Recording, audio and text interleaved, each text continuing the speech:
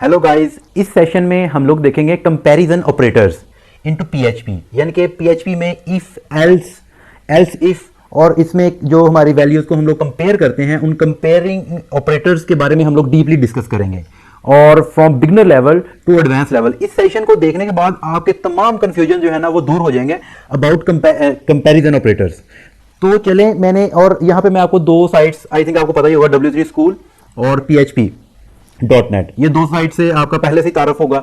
But इनको मैंने open क्यों किया है? ओपन मैंने इसलिए किया है कि यहाँ पे इन्होंने टोटल लिस्ट दे रखी है जो कि कंपैरिजन ऑपरेटर पॉसिबली हम लोग यूज कर सकते हैं इनटू पीएचपी।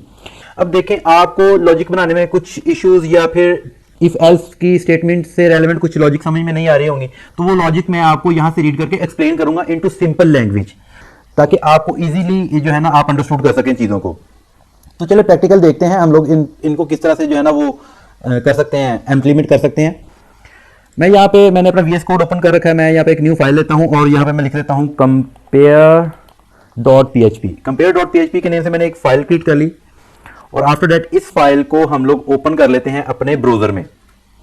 इसे मैं रिफ्रेश करता हूँ तो यहाँ पे हमारे पास compare.php की फाइल आ गई होगी। ये देखें, compare.php में अभी तक हमने कुछ भी राइट नहीं किया, कोई स्क्रिप्ट नहीं लिखी, इसलिए वो ब्लैंक आ रही है। तो हम लोग जल्दी से यहाँ पे स्क्रिप्ट लिखना शुरू करते हैं। ओके जी, अब देखें कंपैरिजन ऑपरेटर, जैसा कि इसके नेम से जाहिर है कि ये कंपेयर करने के लिए, कोई भी वैल्यू कंपेयर करने के लिए यूज होते हैं। लाइक कंपेयर अब क्या है, फॉर एग्जांपल आप कहते हो कि हमारे पास एक वैल्यू है, लाइक जैसा कि वैल्यू स्टोर करने के लिए हम लोग वेरिएबल्स यूज करते हैं इनटू प्रोग्रामिंग लैंग्वेज। तो हमारे पास एक वैल्यू है v, हम लोग एक डिक्लेयर करते हैं वेरिएबल और इसमें हम लोग वैल्यू रखते हैं 5। हमने 5 वैल्यू इसमें रख दी। अब हम लोग एक और वैल्यू रखते हैं, फॉर एग्जांपल एक हमारे पास एक ये वेरिएबल है s के नेम से और इसमें हम लोग वैल्यू रखते हैं 7। देखिए हमारे पास ये दो मुख्तलिफ वेरिएबल्स हैं और हर वेरिएबल्स में मुख्तलिफ वैल्यू है। यानी कि अगर v में देखा जाए तो 5 है, s में देखा जाए तो 7 है। बट हमने ये कैसे एज्यूम किया या हमें ये कैसे पता चला हमने इन दो वैल्यूज को आपस में कंपेयर किया। इसी तरह से इनटू प्रोग्रामिंग हम लोग प्रोग्राम को बताते हैं कि भाई इन दो वैल्यूज को कंपेयर करो। तो प्रोग्राम के पास भी ये एबिलिटी होती है, वो कंपेयर कर लेता है। जैसा कि हम लोग कहते हैं कि अगर यूजर साइन इन है तो ये करो, अगर यूजर साइन आउट पे क्लिक करता है तो ये कर दो, अगर यूजर ये करता है तो ये कर दो। इस तरह से चीजें, अगर यूजर अपना ईमेल एड्रेस इंटर करता है तो ये कर दो, अगर यूजर अपनी वेबसाइट का ब्रोकन लिंक इंटर करता है तो ये उसे अलर्ट दे दो। तो ये सारी चीजें कंपेयर होके ही हमें डिस्प्ले हो रही होती हैं वेबसाइट पे। तो ये सारी फंक्शनैलिटी जो है ना वो कंपेयरिंग ऑपरेटर्स पे बेस्ड होती है, चीजें कंपेयर्ड हो रही होती हैं। तो कंपेयरिंग जो ऑपरेटर्स हैं इनटू पीएचपी, उनको हम लोग जरा देख लेते हैं कि वो कौन कौन से हैं। लाइक यहाँ पे एक लिस्ट है कि अगर आप चाहते हो कि दो मुख्तलिफ वैल्यूज को आप कंपेयर करना चाह रहे हो, लाइक यहाँ पे जैसे इन्होंने एग्जांपल दी हुई कि x में एक वैल्यू है और एक वैल्यू है y में, और इनको आप कंपेयर करना चाह रहे हो कि ये इक्वल हैं या नहीं है, तो आप double equal to sign use करेंगे। लाइक किस तरह से चेक करते हैं प्रैक्टिकली।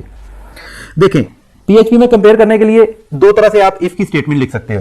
एक तो आप इस तरह से, जिसका आपको पता होगा, मोस्टली पता होगा आपको, और एक आप लिख सकते हैं एज अ टर्नरी।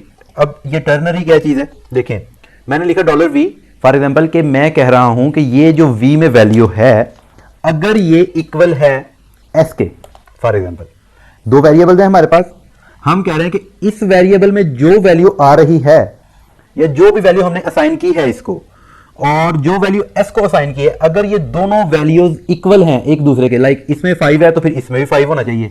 अगर ये दोनों इक्वल हैं एक दूसरे के, देन क्या होना चाहिए, देन हम लोग कहते हैं कि क्वेश्चन मार्क के बाद हम लोग कहते हैं, यहां पे हम लोग लिखेंगे अपना ब्लॉक ऑफ कोड जो हम लोग चाहते हैं कि ये प्रिंट हो जाए। हम कहते हैं आप ऐसे करें, अगर ये इक्वल हैं तो आप एक वेरिएबल डिक्लेयर कर दें लाइक r के नेम से, और इसे हम लोग कहते हैं कि असाइन कर दें आप इक्वल, लाइक इस तरह से।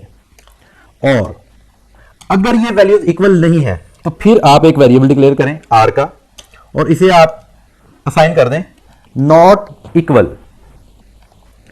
देखिए एक तो ये हमारे पास ये टर्नरी की स्टेटमेंट है। अच्छा देखें, इसे मैं थोड़ा सा जूम इन कर देता हूं, अगर आपको में भी कुछ इशू हो रहा होगा डिस्प्ले का। अभी परफेक्ट है। तो हमने कहा जी कि v के पास एक वैल्यू है, अगर v के पास जो वैल्यू है वो s के इक्वल है तो क्या करो कि आप रिजल्ट में यानी कि r में असाइन कर दो इक्वल है, अगर वो इक्वल नहीं है तो हम कहते हैं कि उसमें असाइन कर दो नॉट इक्वल। तो टर्नरी को समझने के लिए बस आप ये याद रखें कि सबसे पहले आपने कंडीशन लिखनी है, कंडीशन के बाद आपने क्वेश्चन मार्क के बाद आपने अपना ब्लॉक ऑफ कोड जो कि कंडीशन के ट्रू होने पे चलना है, जो कि आप चाहते हो कि अगर कंडीशन ट्रू होती है देन ये ब्लॉक ऑफ कोड आप जो है ना वो रन करें। और इसके बाद जो आपका कॉलन के बाद जो आपका ब्लॉक ऑफ कोड आएगा वो ब्लॉक ऑफ कोड आएगा जो आप चाहते हो कि अगर कंडीशन ट्रू नहीं होती है देन आप ये वाला ब्लॉक ऑफ कोड रन कर दें। तो आई थिंक यहां तक आपका क्लियर होगा। अगर कोई क्वेश्चन है तो आप नीचे कमेंट में कर सकते हैं। देन ये एक जनरल चलने वाली एक कंडीशन स्टेटमेंट है जो कि आप रेगुलरली बहुत जगह पे आप देखने को आपको मिलेगी और यूज भी करते रहे होंगे। यहाँ पे पैरेंथेसिस में आपने लिखना होता है कंडीशन अपना। फॉर एग्जांपल मैं इसी को कॉपी कर लेता हूँ, copy and paste it here, and अपना जो ट्रू होने पे आप चाहते हो कि ये वाली स्टेटमेंट रन हो जाए तो आप वो उस स्टेटमेंट को यहाँ पे करली ब्रेसिस में यहाँ पे लिख देते हैं। तो अगर ये वैल्यू ट्रू होगी, ये कंडीशन ट्रू होगी तो देन ये वाले जो है ना असाइनमेंट चल जाएगी। और अगर आप चाहते हो कि अगर फॉल्स हो तो भी कुछ आप असाइनमेंट करवाना चाह रहे हो देन आप एल्स में जाके यहाँ पे कुछ लिख देंगे और जो आप एल्स में लिखेंगे वो यहाँ पे असाइन हो जाएगा अगर ये वैल्यू कंडीशन फॉल्स होगी। ओके जी, तो आई थिंक हमारा इफ और एल्स से रेलेवेंट कॉन्सेप्ट क्लियर हो गया होगा। और ये जो कॉन्सेप्ट है ये इसे बोलते हैं टर्नरी। ये वन लाइन स्टेटमेंट है, इसमें आप वन लाइन के अंदर अपनी इफ एल्स जो है ना वो क्लियर कर सकते हैं अगर आपकी कोई शॉर्ट हैंड आपकी कंडीशन है तो। अब हम चलते हैं कंपैरिजन की तरफ। कंपैरिजन में हम लोग देखते हैं कि हमारे पास कंपैरिजन करने के लिए ये डबल इजिकल टू का साइन है। अब हम लोग देखते हैं कि ट्रिपल इजिकल टू साइन क्या करता है। अब ट्रिपल इजिकल टू साइन भाई ये करता है कि फॉर एग्जांपल आप चाहते हैं कि आपके पास कोई से दो वैल्यूज हैं और आप चाहते हो कि उन दो वैल्यूज को की जो है ना आप कंपेयर करो और साथ साथ कंपेयर करो उनकी डाटा टाइप्स को। फॉर एग्जांपल अगर हमने ये यहां पे 5 हम लोग फॉर एग्जांपल कर देते हैं। अब देखें दोनों वेरिएबल्स में 5 की वैल्यू स्टोर है। अब ये दोनों वेरिएबल्स एक दूसरे के इक्वल है तो अगर हम लोग ये वाली कंडीशन भी ट्रू हो जाएगी और ये वाली कंडीशन भी ट्रू हो जाएगी, यहां पे भी ट्रू हो जाएगी, यहां पे ये वाला ब्लॉक ऑफ कोड रन हो जाएगा, यहां पे ये वाला ब्लॉक ऑफ कोड रन हो जाएगा। बट अगर मैं यहां पे इजिकल टू कर देता हूं 3 टाइम, अब मैंने 3 टाइम कर दिया, अब भी ये सेम ही काम करेगा।